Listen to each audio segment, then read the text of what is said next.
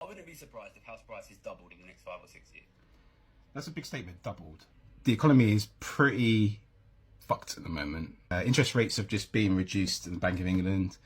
That means things are so bad that they've had to try and incentivize you to take on more debt to be productive in order to build up the economy again.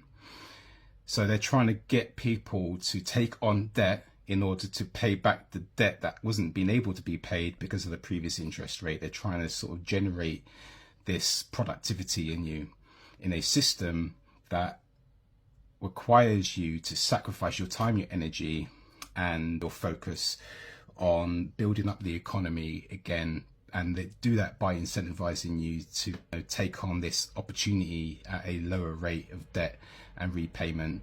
And ultimately, then the pressure becomes on you to be productive enough to counteract the fact that they've had to create more debt in the system, in the economy, that you're going to have to try and sort of balance the books on their behalf. And that's the problem. So what people do, though, is because of the incentive, what they're most likely to do is take on debt, a loan, and buy things like gold and real estate. Why? Because gold and real estate hold their value. In fact, they increase in value over time.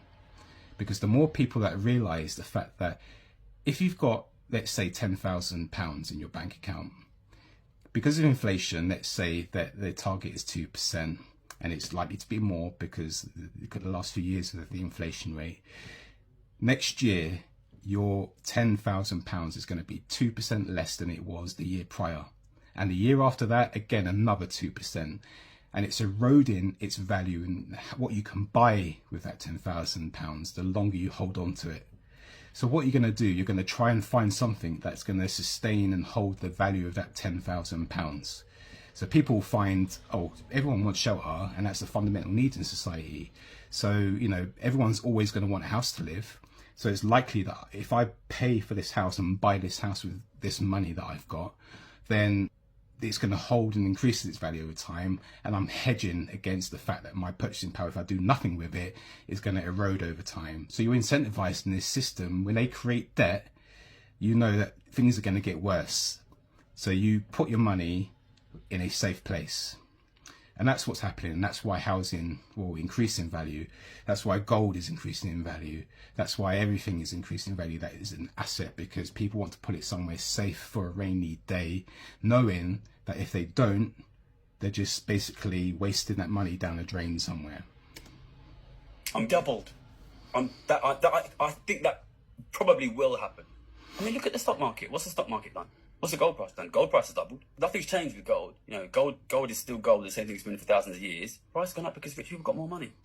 It's not because rich people necessarily have got more money. And yes, it's true. It is the fact rich people do have more money, and they continue to get more and more wealthy over time because they're the ones that have got access to the capital to put in things when people aren't able to sustain their productivity enough to catch up with them.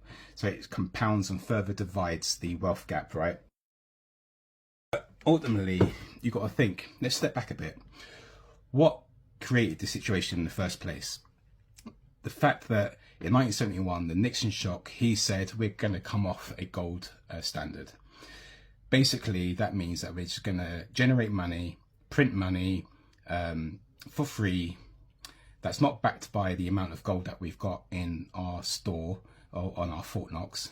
And what's going to happen is that we're just going to flood the system with money, call it money, it's government money. It's money because we say it is, all right? It's by decree, it's fiat money. So they just generate money, flood the system with more money, which basically means that the more they do that, the less your money is worth. And over time, since 1971, your £10 or your Great British pound has lost 94% of its value since 1971. That means if you've got £10 in your pocket, that's only as good as 60 pence in 1971. So you've had to work harder for longer for less because they keep printing and generating money.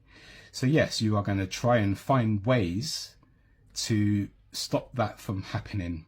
That's been happening for a long time. And the longer it happens, the bigger the wealth divide There is and will be, because people who have been able to capitalize on that have done so, because it's incentivized, the system incentivizes you to do that.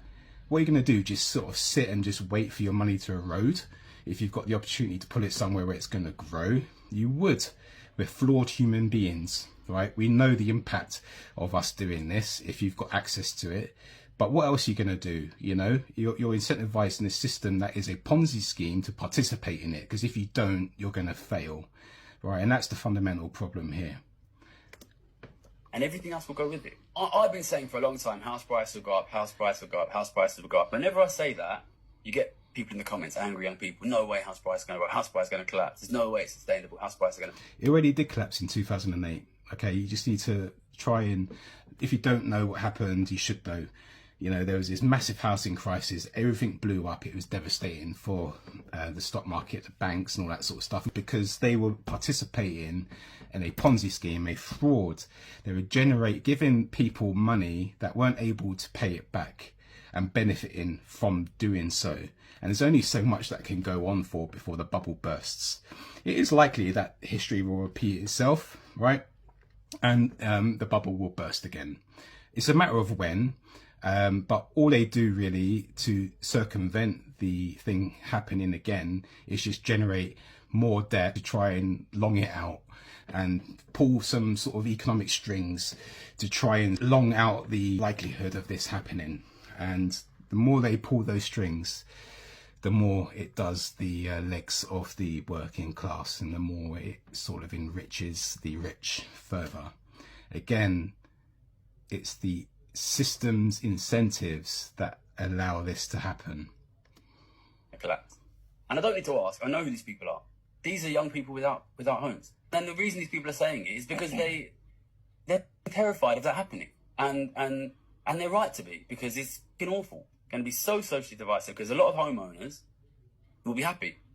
And a lot of non-homeowners, excuse a lot of young people, that will mean for them not just permanent financial insecurity for their kids and for their grandsons.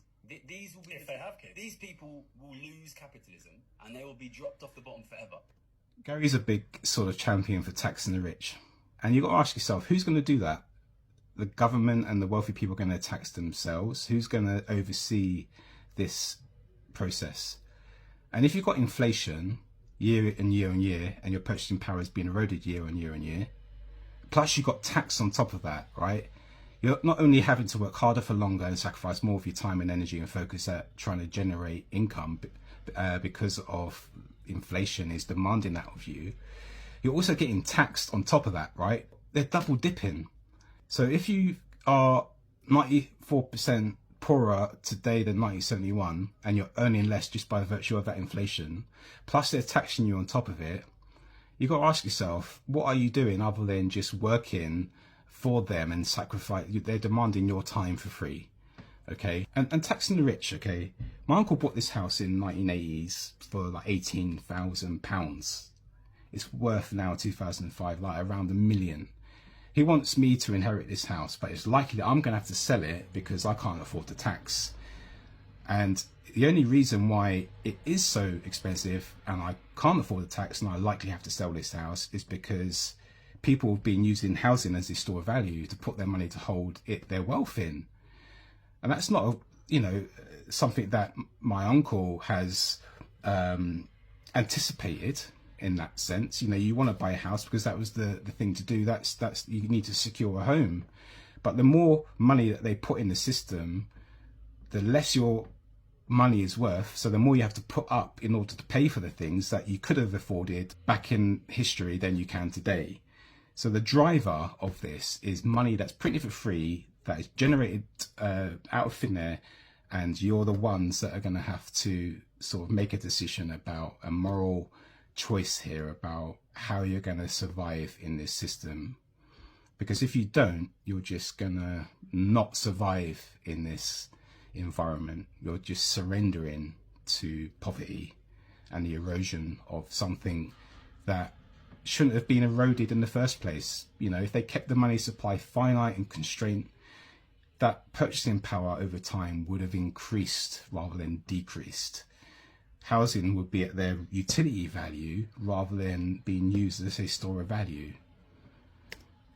These will be the guys who have lost monopoly and have to sit on the side eating tacos and pizza for another 6 hours. There's nothing wrong with tacos and pizza. I love tacos and pizza. What are you on about, Gary? While the dickheads who are winning fight it out. Like that's the situation, and I know that's why they're so unhappy when I say house prices are going to go up. But I don't say it because I want them to go up. I say it because it's going to happen. Really, I don't see housing as an inflation hedge. Housing is a fucking housing hedge. Like if you don't own a house, you're short one house. Like the flat position in housing is not 0, it's 1. Because where are you going to fucking live? That sounds a bit disingenuous.